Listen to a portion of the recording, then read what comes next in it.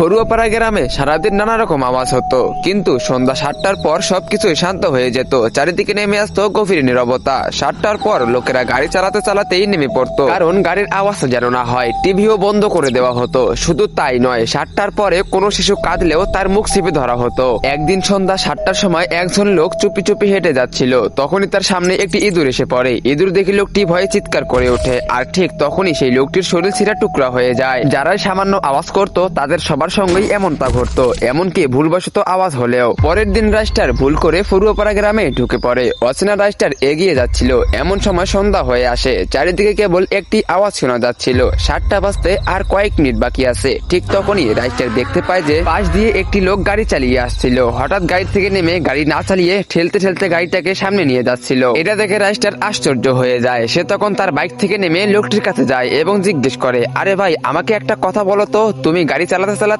হঠাৎ ধাক্কা দিয়ে নিয়ে যাচ্ছ কেন? আর এই অদ্ভুত আওয়াজটা কিসের? লোকটি বলল, আরে তোমার মরার ইচ্ছা না থাকলে মুখ বন্ধ করে রাখো। 7টা বাজতে আর মাত্র 2 মিনিট বাকি। তুমি অন্য কোনো কাজের লোক মনে হচ্ছে। চলো আমার বাড়িতে, তবে একটু আওয়াজ করবে না। এরপর রাইস্টার সেই লোকটির পিছু পিছু তার বাড়িতে চলে যায়। লোকটি রাইস্টারকে চুপ থাকার ইশারা করছিল। রাইস্টার কিছু বুঝতেছিল না। পরের দিন সকালে রাইস্টার রেগে গিয়ে লোকটিকে বলল, দেখুন, আপনি যেই হন, কিন্তু আপনি আমাকে 7টার পর কথা বলতে দিচ্ছেন না কেন? আর কোনো আওয়াজ করতে দিচ্ছেন না, কিন্তু কেন? তাড়াতাড়ি বলুন। লোকটি বলল, আরে ভাই, তোমাকে আর কি বলবো, আমাদের জীবন 7টার পরে নরকে পরিণত হয়। যে কেউ সামান্য আওয়াজ করলেই তার শরীর 4 টুকরা হয়ে যায়। প্রতি সন্ধ্যা 7টায় কারো না কারো মৃত্যু নিশ্চিত। এই জন্যই তো আমি তোমাকে বারবার বলতেছি যে আওয়াজ করো না। তো বন্ধুরা, সন্ধ্যা 7টার পর আওয়াজ করলে কেনই বা তাদের মৃত্যু হয়, আর কি বা আছে সেই গ্রামে, তোমরা সেটা দেখতে পারবে পার্ট 2-তে। তো পার্ট 2 দেখতে চাইলে ভিডিওতে লাইক করে চ্যানেলটিকে সাবস্ক্রাইব করে দাও। আর টিকটক, ফেসবুক থেকে দেখে থাকলে অবশ্যই ফলো করে দাও, আর কমেন্টে পার্ট 2 লেখো।